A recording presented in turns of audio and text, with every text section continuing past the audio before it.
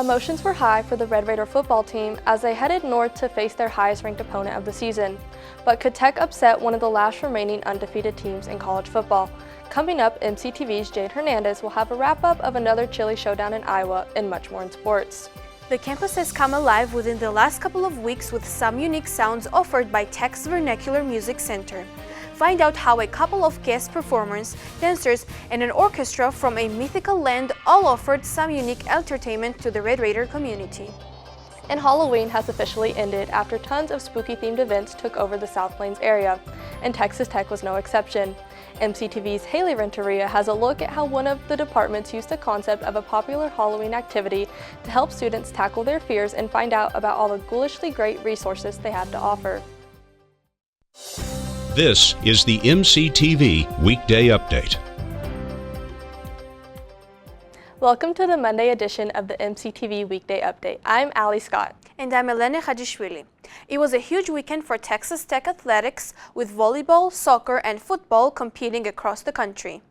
All three teams found success in the Big 12 competition, but one team stood out from the rest as they made headlines and shook up the national rankings. MCTV's Jade Hernandez joins us now in studio with the details. Jade? Thanks, Elena and Allie. The Texas Tech football team headed to Ames, Iowa this weekend with hopes of gaining back confidence and members of the Red Raider fan base after a disheartening loss to TCU the previous Saturday. But the team did more than just fire up fans. They also ended the best start in history for the Iowa State Cyclones. The Cyclones entered Saturday's game as the number 11 ranked team in the nation with a perfect record of 7-0.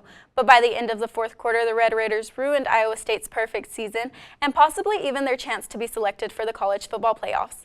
Tech stayed within the reach of the Cyclones throughout the game, but a win started to look unlikely after Iowa State scored a touchdown with just over 2 minutes left in regulation.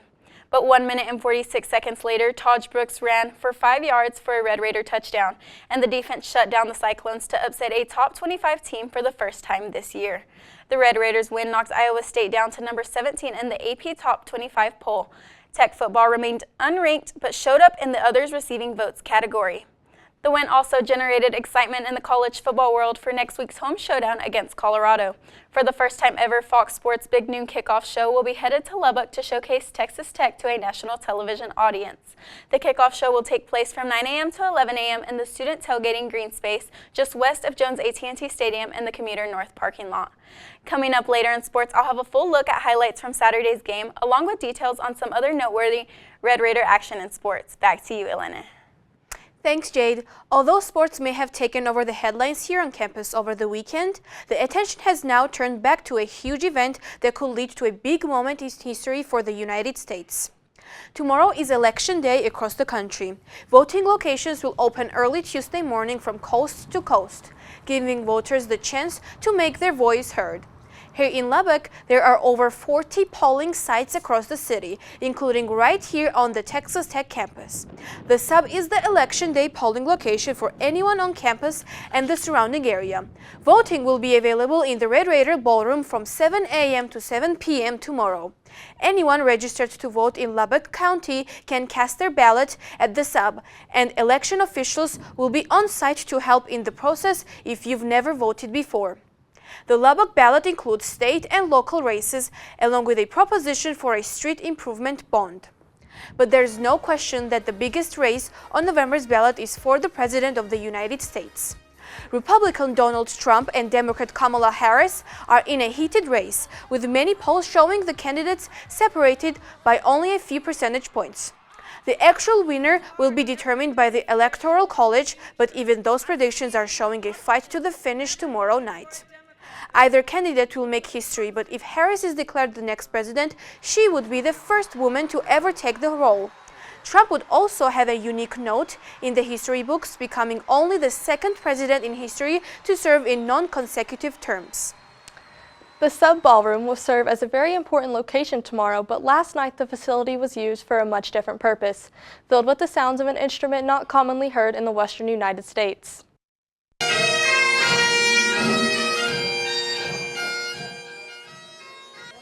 On Sunday evening, the Vernacular Music Center presented the first of two performances by the Caprock English Bagpipe Consort.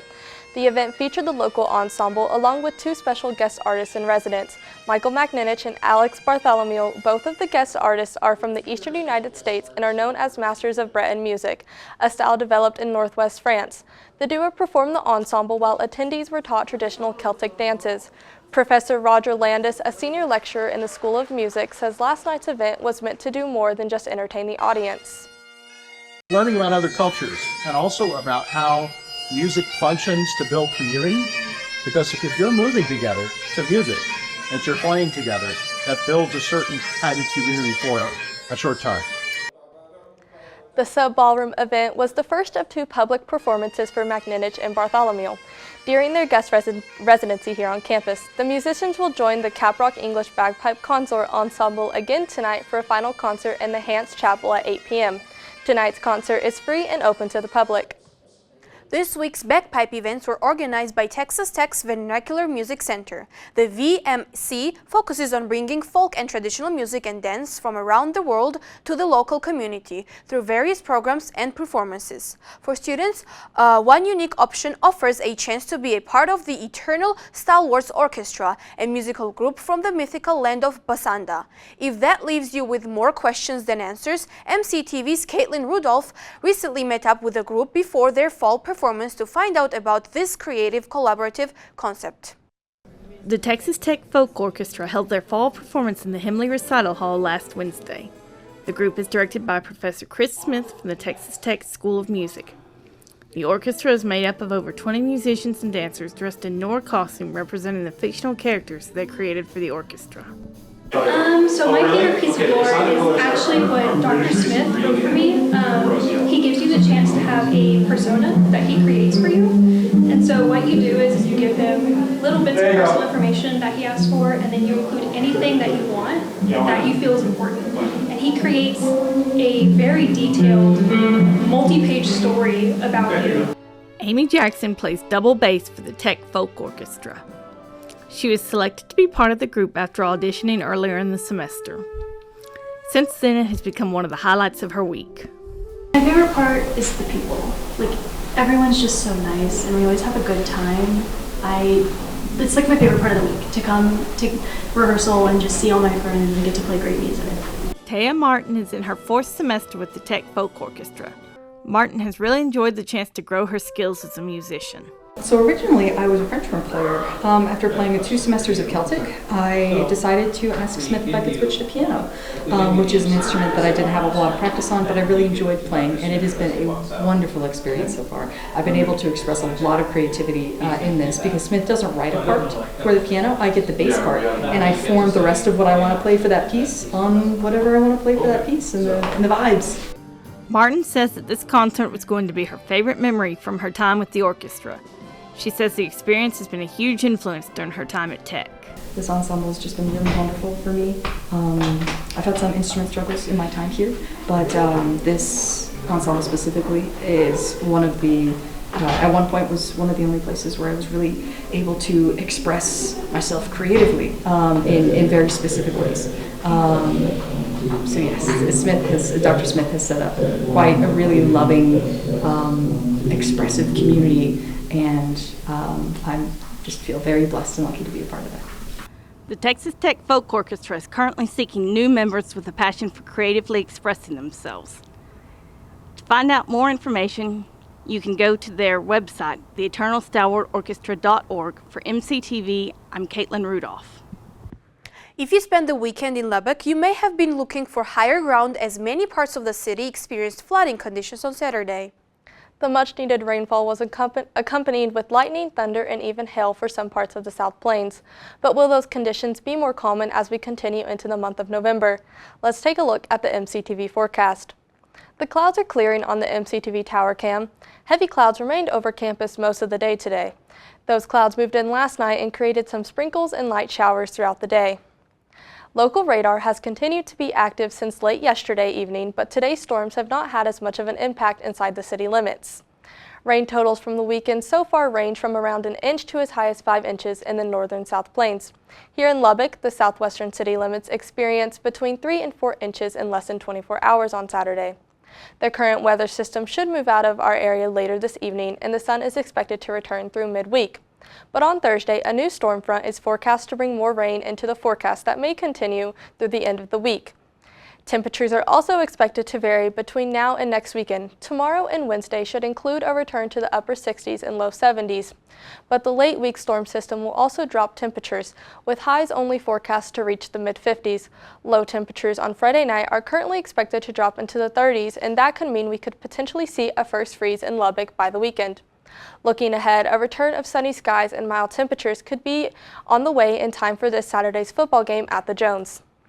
Speaking of the Jones, it was empty this past weekend, but as we mentioned earlier, Tech football still put on a show for fans tuned into one of the biggest matchups of the season so far. But football wasn't the only group of Red Raiders who ended up in the win column after a busy Saturday of athletic competition. MCTV's Jade Hernandez joins us once again for a full rundown of highlights, scores, and this week's schedule of action in sports. Jade? Thank you, Allie and Elene. It was a huge weekend for Texas Tech sports. From an exciting football upset, strong volleyball performances, and a nail-biting soccer match, the Red Raiders showed out across the board. In Ames, Iowa, Texas Tech football made headlines with a thrilling 23-22 upset over number 11 Iowa State. Red Raider quarterback Baron Morton led a late 71-yard drive, resulting in a game-winning 5-yard touchdown by Taj Brooks with just 19 seconds left on the clock. Brooks finished with an impressive 122 rushing yards on 25 carries, crossing the 4,000-yard mark for his career and recording his 9th 100-yard game this season. This hard-fought victory brings Texas Tech to a 6-3 record, officially making the Red Raiders bowl eligible for a 4th consecutive year. Looking ahead, Texas Tech fans have more excitement on the horizon as Fox's Big Noon Kickoff pregame show makes its debut in Lubbock next Saturday. With the Red Raiders facing number 21 Colorado, Big Noon Kickoff will be set up near Jones AT&T Stadium, where fans can join the 2-hour live broadcast beginning at 9 a.m. Texas Tech currently stands 6-3 overall, while Colorado enters at 6-2, both in contention for a top Big 12 position. The much-anticipated game will air on Fox at 3 p.m. At the United Supermarkets Arena, Texas Tech volleyball dominated on Saturday, beating UCF for their first Big 12 sweep of the season. The Red Raiders had an impressive .313 hitting percentage, led by Mia Wesley's outstanding performance, her 8th double-double of the season. Wesley tallied 14 kills with a 3.12 hitting percentage and 12 digs, while Bryn Williams was right behind her with 13 kills and a .344 hitting percentage. Setter Hannah Borer orchestrated the offense, recording 32 assists, 6 kills, 7 digs, and 2 blocks, including a game-changing play late in the first set. The Red Raiders' defense was also on point, with Maddie Correa shining in the libero position with a game-high of 16 digs and a perfect 14 for 14 on serve receive. Tech took control of each set with consistent hitting and strong defense, closing out the match in 3 sets with a dominant final set that held UCF to a negative hitting percentage. Up next, Tech looks to build on this momentum as they host Baylor on Wednesday at 6 p.m. Turning to Tech soccer, number 17 Red Raiders advanced to the Big 12 Championship semifinals after defeating Baylor 2-1 in a hard-fought quarterfinal match. This marks Tech's 5th semifinals appearance in the last 6 years, a testament to the program's consistency and strength. The Red Raiders were down early after Baylor scored in the 5th minute, but forward Macy Blackburn quickly answered with a perfect cross to Taylor Krzyzewski, who headed it in to equalize just 13 seconds into the 10th minute. In a dramatic sequence right before halftime, Story Sexton capitalized on a corner kick rebound to give Tech a 2-1 lead. Goalkeeper Faith Wynn then made a game-saving stop in the 83rd minute to secure the win, marking her 12th victory of the season. Tech, now at 14-3-2, faces Kansas in the semifinals this Wednesday at 7 p.m. In basketball, the Red Raiders are ready to kick off their 100th season on Tuesday against Bethune-Cookman. Riding a 24-game season opener win streak, the Red Raiders are back after a strong first year for head coach Grant McCasland, which saw the team reach the NCAA tournament. McCasland is excited to start the centennial season, citing hard work and depth in his returning roster. Lastly, Lady Raider basketball begins its 50th season with a home game against Incarnate Word tonight. Texas Tech returns several key players, including Jasmine Shavers and Bailey Maupin, who are expected to lead this experienced team. The Lady Raiders, who are on a 5-game win streak against Incarnate Word, look to build momentum with a talented squad of upperclassmen. That wraps up a thrilling weekend for Texas Tech sports. From late-game touchdowns to advancing in the Big 12 tournament, the Red Raiders have given us plenty to celebrate. Stay tuned for more action. Back to you, Allie and Elene. Thanks, Jade. Halloween has come and gone again here on the Texas Tech campus. The haunted holiday included a full schedule of events for the Red Raider and Lubbock communities, all the way through the most frightful day of the year. During the final build-up to the ghoulish holiday, one university department used the theme of the season to offer Red Raiders a spooky but educational option to learn all about the resources they offer to the campus community. MCTV's Haley Renteria braved the event and brings us the dastardly details. On Wednesday, the English department hosted a trick-or-treat open house. Students were invited to visit different rooms in the Humanities building to explore and learn more about the labs and studios. Assistant Director for the Digital Humanities Lab in Studio E, Anna Kroon, says that this event gave attendees a look into what these resources have to offer. This open house event is a collaboration between the labs and the English department to introduce our students and faculty to what each of these labs has to offer. Our different physical resources, digital resources, as well as the information and expertise of our directors of our different labs. Each lab and studio has a different learning experience. These rooms allow students to experiment and participate in unique ways. Jason Tom is a professor in the English department who regularly uses the user experience or UX lab for teaching and research. This is exactly the same setup where we will have typically participants will do activities in here, we'll give them some tasks, we'll tell them, imagine yourself being a consumer of this particular technology, now use this to do X, Y, or Z. Students were given tags and bags at the beginning of the trick-or-treat open house to get candy and get signed for credit and more treats. Along with getting treats and gifts, students were excited to receive information on how they can make the most of their time at Texas Tech by participating in these courses. Student Adrian Valadez is excited to learn more about the department. I like that it can work well with multiple disciplines, especially because I'm a pre-med student who has an art degree. I would like to learn more about the different interdisciplinary studies they have here. The English department is excited for the opportunities that will come from the labs and studios. Kroon is already looking to create more opportunities in the future. And we will eventually have some engaged learning courses with Studio E, which is our documentary lab upstairs that does video documentary and podcasting. For MCTV, I'm Haley Renteria. So, Allie, did you stay warm and dry during this weekend's big storm? Well, I was back home when there was not a single drop of rain, so yes, I did.